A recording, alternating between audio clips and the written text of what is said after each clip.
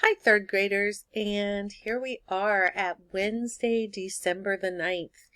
And today we're going to do a couple of things. We did not get to work on exercise 3 on our worksheet, so we're going to do that on the video. And then we are also going to, I'm going to teach you a little bit about haiku poetry, and then hopefully you can write a few poems and we could read those at our little party on Monday. So let's get started. And we are looking at let me find the page number here, 12. So if you don't have page 12 out, go find that and then come back. Okay, so we are going to be doing matching.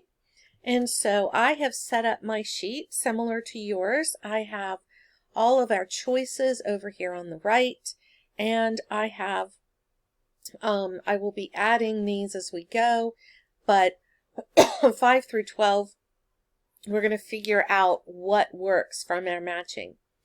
So a word that usually starts the complete predicate.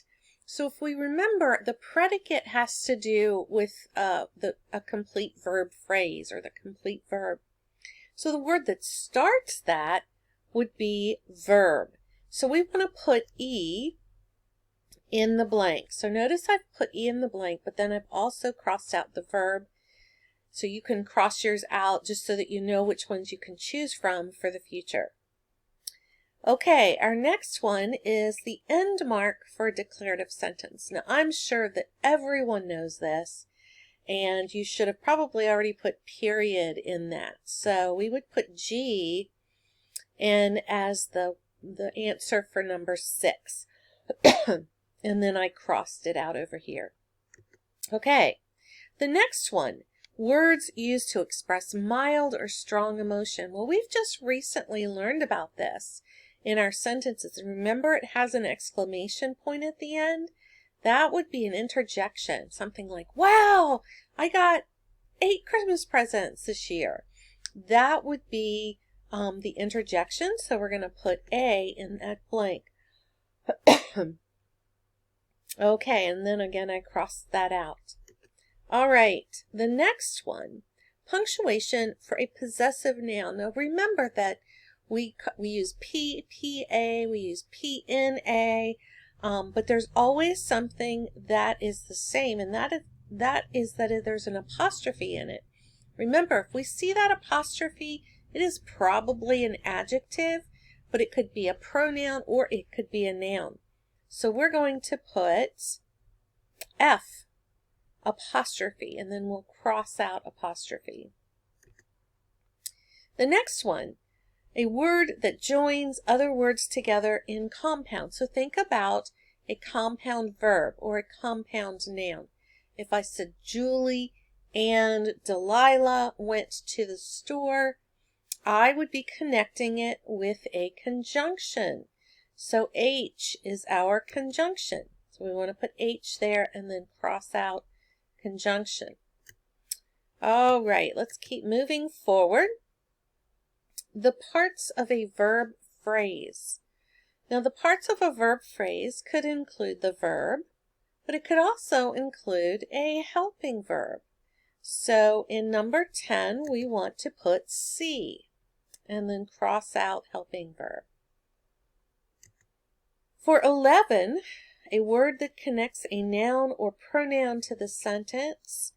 I don't know that we've really talked about this definition, but we've only got a couple of choices left. We have and, but, and or. That they could potentially work. But how about preposition? The preposition will join other words with a noun. Because remember, a noun comes at the end of a prepositional phrase. So for that one, we are going to put D in the blank. And then our last one, the 3 most common conjunctions would be and, but, and or. That's what's left, so we're going to put B in that blank.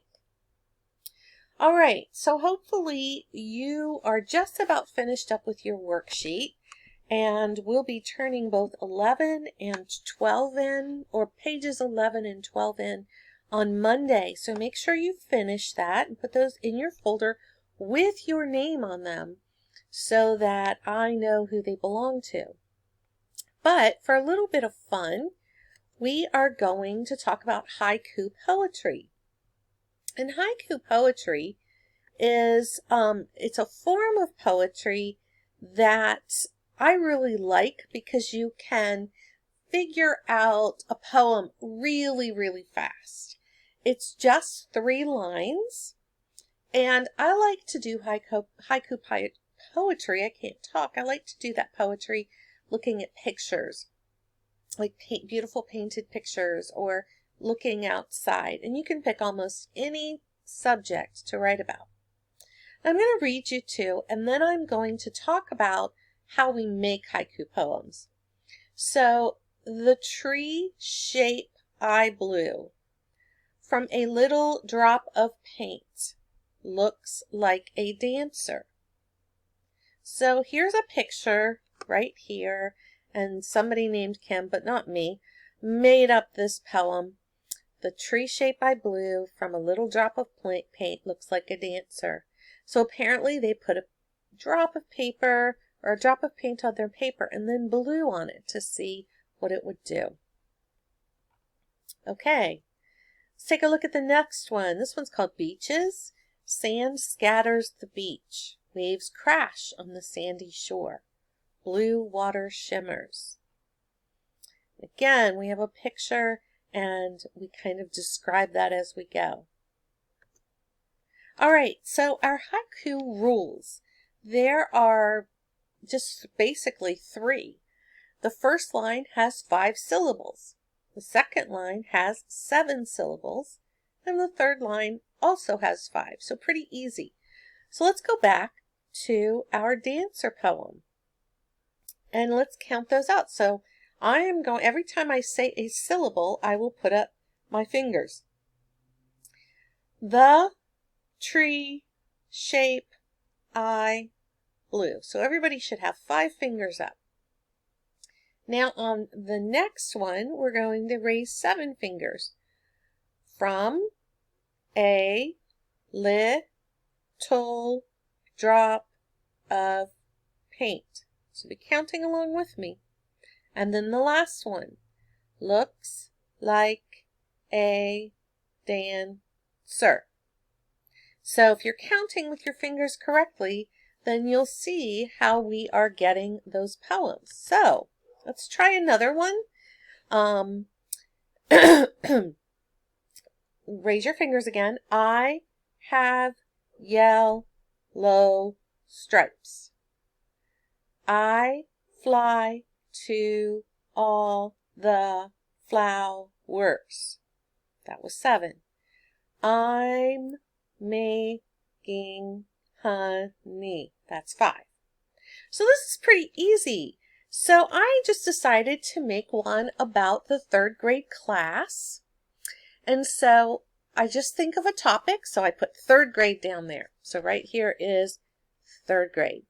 And then I put first line, and I just start figuring out words and I work them together so that they come up with the right amount of syllables. So let's do this one together and see if I did an okay job at it. So class, that's the first syllable, but chatty has 2. So chatty, and happy has 2. Happy, well that's 5. Class, chatty, happy. You guys would probably agree with me on that. Second line, science, that's 2, and then experiments is a lot. Experiments, that was 6 altogether now, and fun makes the 7th one. And then third line, Mondays, lots of fun. Again, that's 5. So what I want you to do is I want you just to look around your room, and maybe your dog is there, maybe your cat is there, maybe it's snowing, maybe there's a pretty picture when you were at Disney World. Maybe you want to write a poem about Mickey Mouse. Let's do Mickey Mouse real quick. So we're just going to put Mickey Mouse out there, and we're going to pretend to do a poem here. and I will write it as I go.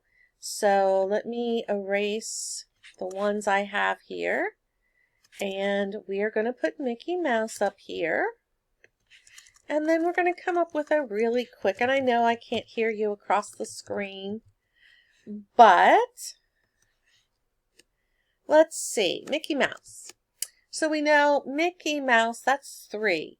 And then if I added the words big ears, that would make our first line. Mickey Mouse, big, let's do